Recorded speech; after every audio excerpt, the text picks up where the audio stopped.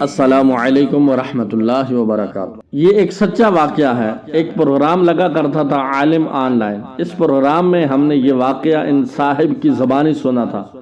میزبان تو حاجی صاحب، ہمارے ناظرین کو بتائیے ہوا کیا تھا۔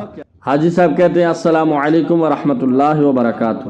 میرا نام محمد بشیر ہے، عمر 62 سال۔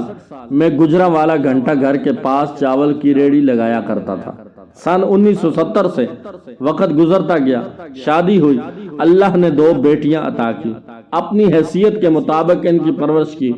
دونوں بچیاں جوان تھیں، لیکن میرے حالات ایسے نہیں تھے کہ ان کی شادی کر سکتا۔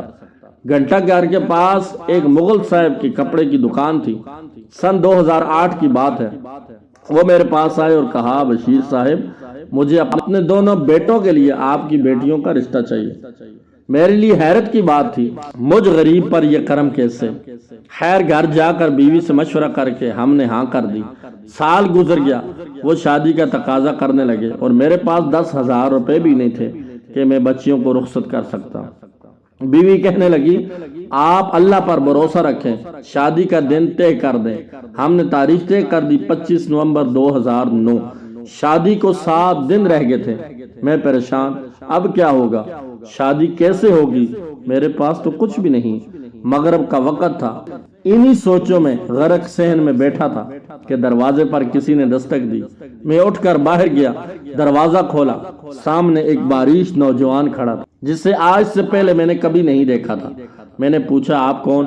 نوجوان بولا کیا بشیر صاحب کا گھر یہی ہے جو چاول کی ریڑھی لگاتے ہیں؟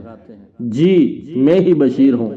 میں نے جواب دیا کیا ہم اندر بیٹھ کر تھوڑی دیر بات کر سکتے ہیں؟ میں اسے گھر کے صحن میں لے آیا۔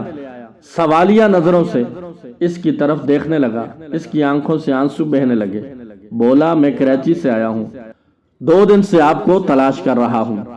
مجھے بتائیں آپ ایسا کیا عمل کرتے ہیں کہ مجھے وہاں مدینہ سے حکم ملتا ہے گجرانوالہ جاؤ ہمارے غلام کی مدد کرو، اس کی بیٹیوں کی شادی ہے۔ یہ سن کر میری دہاڑ نکل گئی۔ میں دہاڑے مار کر رونے لگا۔ عرض کی بیٹا میں تو بہت گنہگار ہوں۔ ہاں پچھلے 45 سال سے میں بلا ناغہ سرکار صلی اللہ علیہ وسلم کی بارگاہ میں درود و سلام پڑھا کرتا ہوں، اور تو کچھ نہیں۔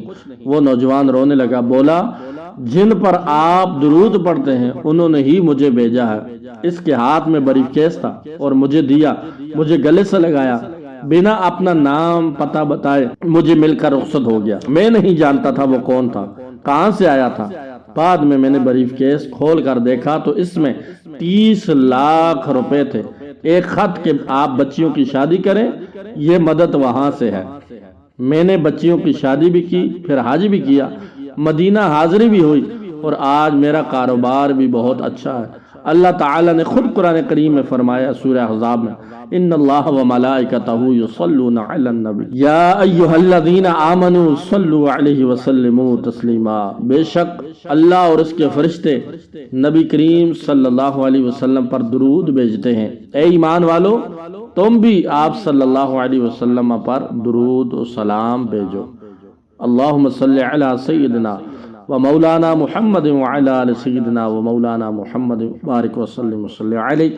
اللہ ہم سب کو اپنے نبی پاک صلی اللہ علیہ وسلم پر کثرت سے درود پاک پڑھنے والا بنائے، اور اپنی زبان ہر دم درود پاک سے تر رکھنے کی توفیق عطا فرمائے۔